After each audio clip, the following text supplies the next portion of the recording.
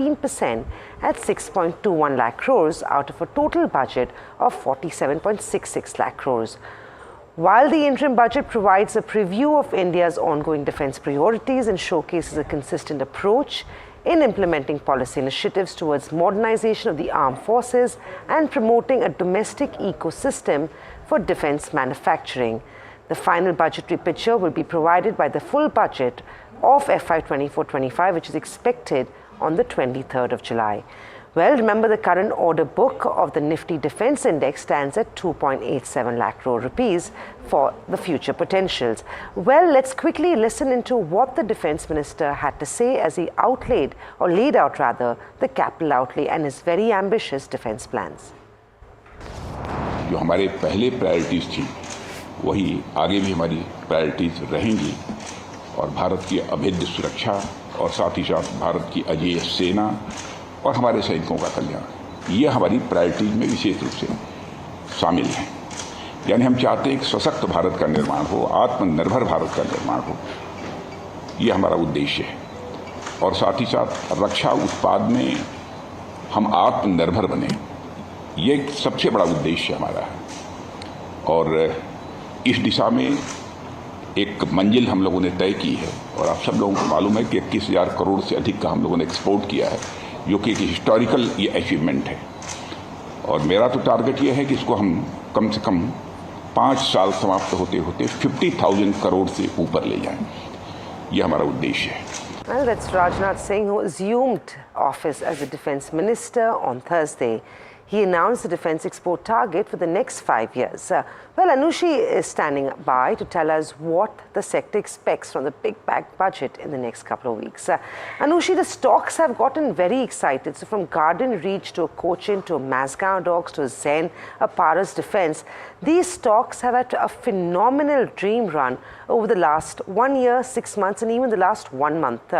Walk us through what's expected from the sector in terms of budget expectations, and also how has the stock performed in terms of investor wealth creation? Well, Samina, defense is the theme of today, and let's look at how the defense in general has done.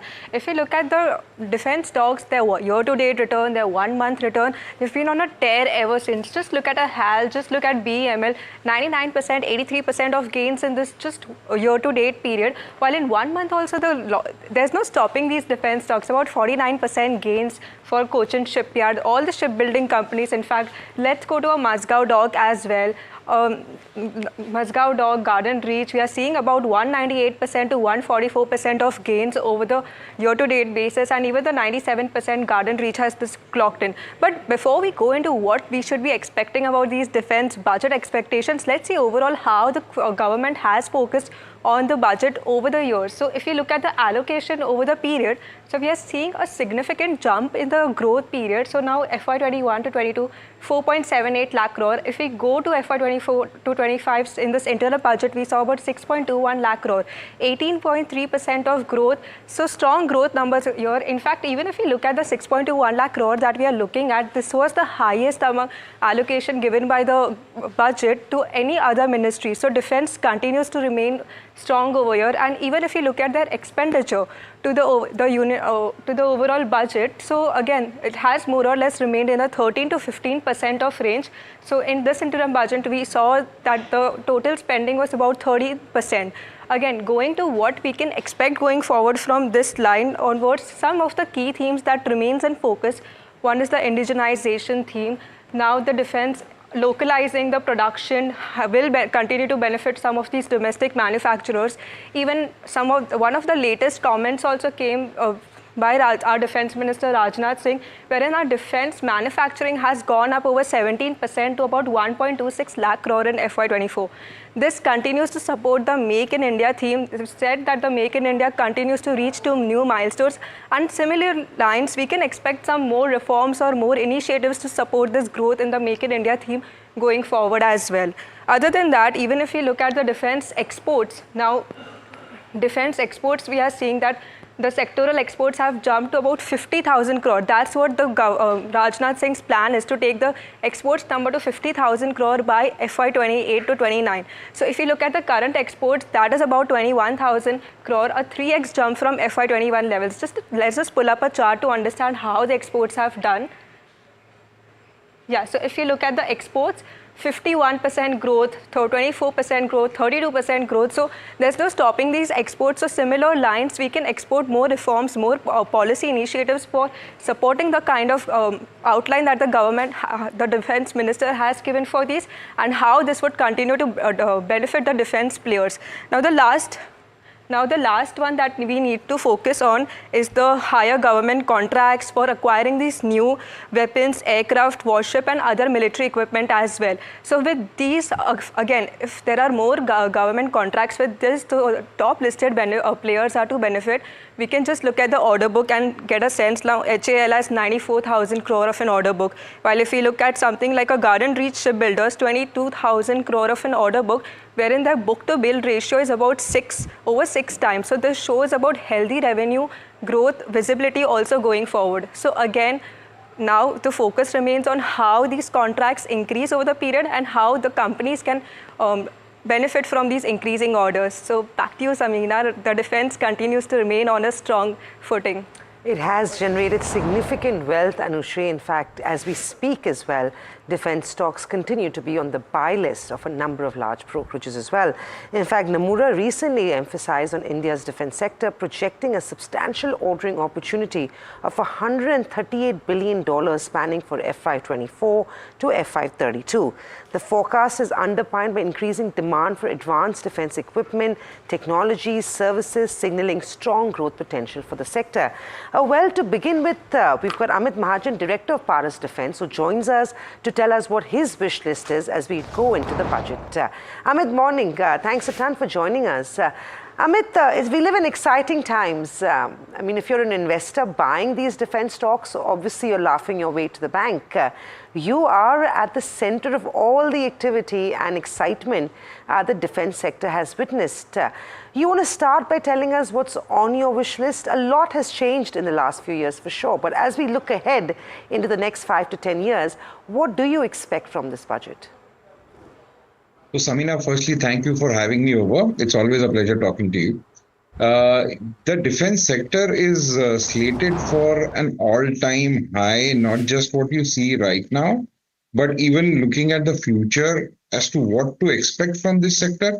I think the days have just started. This is just the dawn. There is a huge, big, long day with a good sunshine awaiting us. I don't know whether you could analyze from the last 4 or 5 years of analysis that your team did why this has increased in favor of the defense sector. You have to understand the geopolitical scenarios across the world. Today, India, although has almost all the countries in the world as their allies, it is imperative for us to be a self-reliant country when it comes to critical defense technologies.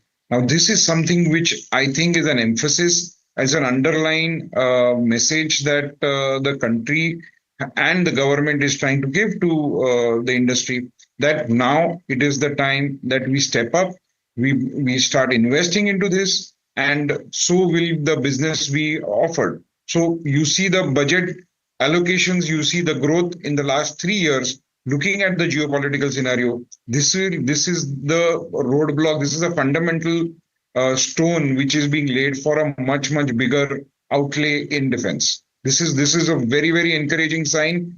It is going to make us not just self-reliant, but it is also going to create us as a technology hub when it comes to cutting-edge technology, because defense and space always drives the technology segment. This is where we will start leading and be recognized worldwide as a technology sector, a technology hub in the whole spectrum of things. Right, it's always good talking to you, Amit. Great to get perspective, but let's get specific now. And you've said this to me as well, time and again, that it's the favorable government policies that will spurt or feed growth for your sector and for your company. What are these policies that we're talking about? Where do you think the trust should lie? Should it be on R&D? Should it be on encouraging, private companies to compete with PSUs? Should it be encouraging and making India far more competitive in the global marketplace? So take one at a time and tell me what your expectations are in terms of policies. If it's R&D, where do things stand and what should be done? I think a small step towards the R&D, if I may call it as privatization of development in defense technologies. This step, when they put a mandate of 25% of the R&D done by DRDO has to be done by the industry, I think this was a small step in the direction of what they want to achieve at the end of it all. Today, if you look at DRDO, a lot of R&D happens there. Amazing brains of our country when it comes to defense engineering and technologies, they work in the DRDO. Now, when we are taking a 25% pie of such a big development activity, this is a big opportunity for the industry. Because industry, you have to understand that the industry is focused on delivering and then generating revenues and, clocking all the finances, making sure that the working capital is in place, and doing all the things that are required for the business. Now, when this industry is expected to develop technologies all by themselves under the guidance of DRDO, this is a shift of mindset for a businessman. Now, this when a businessman starts looking at development and start doing development, you just see the effect, not now, but maybe a couple of years from now, that when an industry is geared up to do developments at the rate much faster than DRDO, but at the technology readiness as what DRDO is, the future is going to be very bright. This will make sure that we are decentralizing the development in defense technologies. This, I would expect an incentivization of this particular activity. I had mentioned this earlier also, that development linked incentive is something that will be great for an industry like defense. And this is something which I would wish for when it comes to development and R&D. When it comes to looking at maybe the PSU competing with the DPSUs competing with the private industry, we are trading at the tier 2 or a tier 1.5 level. But when it comes to the processes, the domain expertise lie in the hands of the DPSUs. It is not very easy to replicate that. I think a collaborative approach, I would always wish for that a DPSU works with a large conglomerate in a collaborative approach. There have been instances where they have worked together. There have been the Rohini radar. I can think of Akash missile. I think there are multiple programs which have been extremely successful, where the DPSUs have collaborated with the large private industries of the country, and the result has only been success. So I think more collaborative approach than a competitive approach should be the way to go. And that's such a fair point, right? And if you collaborate, only then can you get better and compete as well in the global place. And of course, R&D encouraging development seems like the need of the hour. Now, you're right. You said this to me when we spoke early this year as well, ahead of the interim budget. But we didn't see much getting done on that front. As we look ahead, how do you think a company like yourself or peers, right, can compete more efficiently in the export space, in the global marketplace? Borders have to be a lot more secure today. I know our exports to countries in Africa has gone up because of the war in Ukraine. What do you think the government needs to do to encourage that and make companies like yourself a lot more competitive? If you aren't, I know you already are, but what more needs to be done?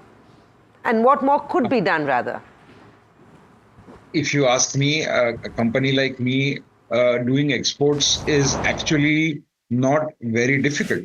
But it is for me to choose that catering to the domestic need where the requirement is far more higher than my export market. This is far more profitable as well than an export market. And I enjoy a preferential treatment here in serving the domestic industry. My plan A always will be to first make sure that I'm satisfying the domestic requirement in defense when it comes to all the platforms, when it comes to Army, Navy, as well as on Air Force. I will look at exports, even if you ask me today, we are export ready. But I will look at exports not for components. I would not look at India to be an export hub of components. What we are today embarking upon by development being offloaded to industries is we are preparing ourselves to be a much significant player when it comes to defense technology. When we start delivering platforms, I would always want to dream that India exports a submarine to another country rather than exporting a small part of a submarine to another country. So this is where we should be looking at. When that happens, like Jay, you just want to take an example of a country like USA. They deliver platforms, and you just imagine the pull that a delivery of a platform by a country like USA to an XYZ country, the whole industry, the pull gets created. It benefits from the large segment to the smallest SMEs working for that particular industry. It generates a great amount of pull. We have started doing this in certain areas. I think in radar programs, we've already started. I think BrahMos missile is one classic example as to how we are exporting a larger platforms. I think a similar thrust on various other segments, this will create a great opportunity for the domestic industry. Oh, it's exciting times, Amit. We live in uncertain, but nevertheless very exciting times. Good luck, and hopefully some of those points you mentioned comes true in this budget. We'll hopefully catch you around budget time again, and good luck with earnings as well. We'll take a quick break. On the other side, we'll talk to Harshit Kapadia of Elara Capital to understand what the sector would like to see getting done in this budget.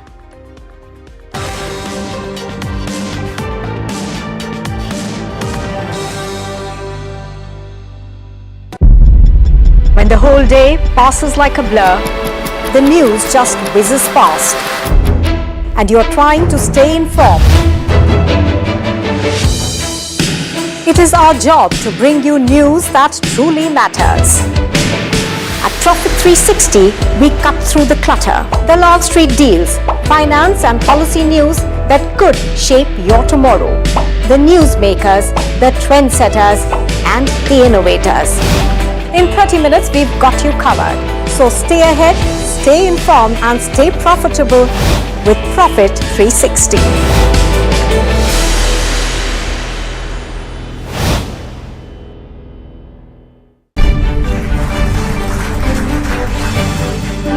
एक ही लक्ष्य, nation first, एक ही इरादा, 2047 विकसित Bharat.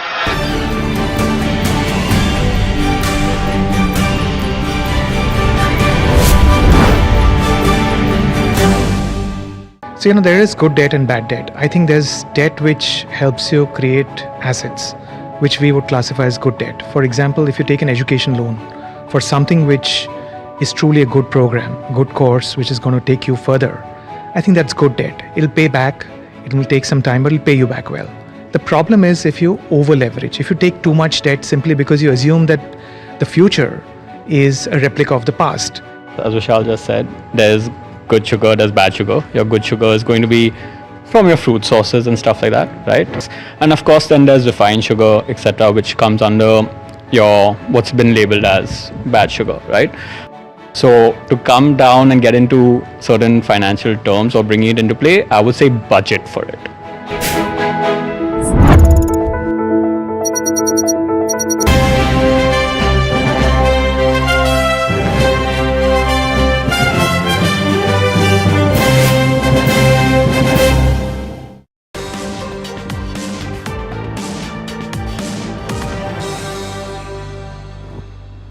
Welcome back. You're watching the Budget Trade. We have with us Harshit Kapadia, who joins in now from Elara Capital to talk to us about what his expectations are from Budget 2020, 24-25. Hi Harshit, thank you for joining us. Harshit, sorry, we were in a conversation with Paras Defence, but just coming to you now, it's all eyes on the budget, and one sector that's created enormous wealth has been the defence sector. In your opinion, in your expectation, what is going to be the defence outlay this budget? Do you expect an increase from what we saw between the interim and now?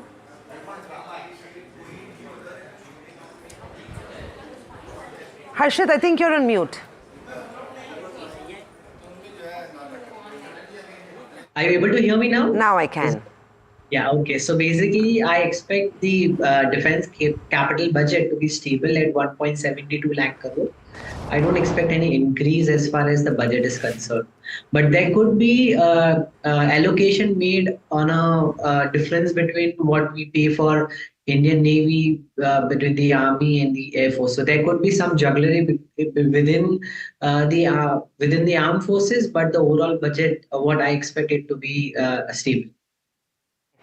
So you are saying that most of these defense funds would be going into Indian Navy, Army and Air Force. Is that a fair expectation? Yes, absolutely. Right. Harshit, also, we were talking to Paras Defense just before we got into this conversation with you. And he was telling us about how it is important for those verticals or those companies to see the government encouraging and incentivizing R&D. How important do you think is this as an expectation? And do you think it's a fair expectation that could potentially be fulfilled in this budget? Yes, I think it's a very fair expectation, and we have been not investing much in the R&D side. It was only largely DRDO who was, putting more of efforts on the R&D side. And now, over last few years, the Ministry of Defense has started a lot more activities to fund some of the startups. So there is a technology development fund. They have also invested in that. And there is more fund allocation being given to these kind of investments within Make One, Make Two projects, where the government is funding, helping private sector to work with them and develop products.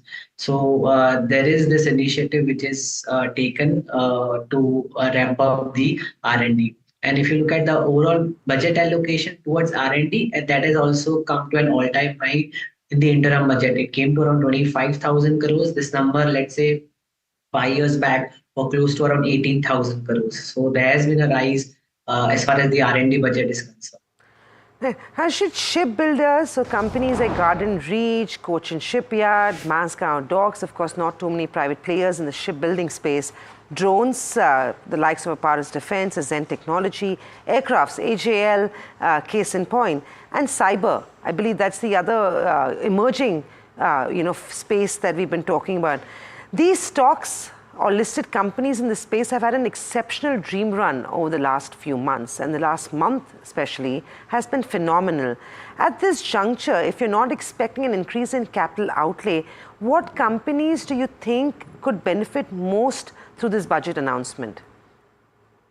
So most company, so budget is likely going to be more shifted towards the Navy as well as the Air Force. So any companies who have products or components in this particular space is likely to see more benefit. And there's also some investment which will be going towards drone as well as counter drone system. So any companies within the space would benefit. So just to give names, on the Air Force side, it will largely be Hindustan Aeronautics who will get the benefit. As far as Navy is concerned, we are expecting some imports to also happen for the Indian Navy side, which will largely be related to the Rafale M and also to the drone side of it. So shipbuilding companies on the radar which can benefit from the domestic orders could be Mazagon Dock, followed by Cochin Shipyard. There is also a policy announcement which we can expect on the shipbuilding and ship repair side under the Maritime India Vision 2030 document. So that should help companies on Cochin Shipyard as well as Garden Rich shipbuilders to benefit on the commercial shipbuilding side. So that is what we expect to see from the budget as well as post-budget. Harshit, as expected, all the companies mentioned by you are DPSU, right? Anything in the private, amongst the private players in the defense space that you're constructive on? Because you have optics when it comes to Paras Defense, you have Zen Technology that's got drones. Can those also stand to gain, you think? Anything in the private sector, please?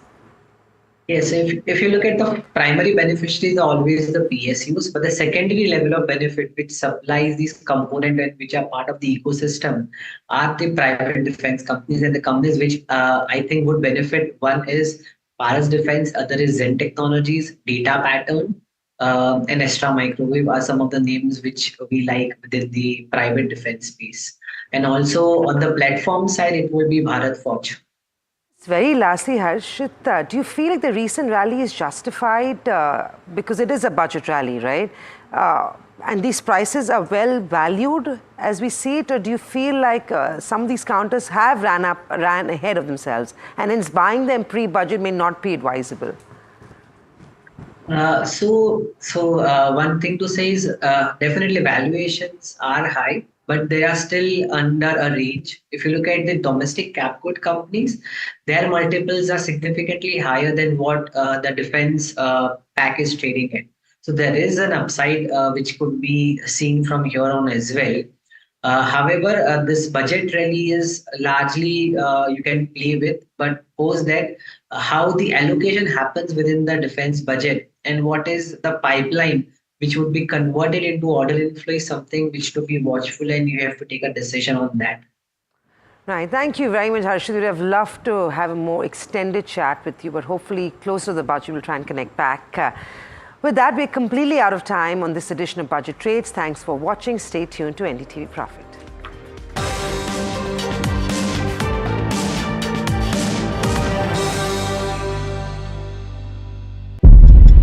When the whole day passes like a blur, the news just whizzes past, and you're trying to stay informed. It is our job to bring you news that truly matters. At Profit 360, we cut through the clutter, the Wall Street deals, finance and policy news that could shape your tomorrow. The newsmakers, the trendsetters, and the innovators. In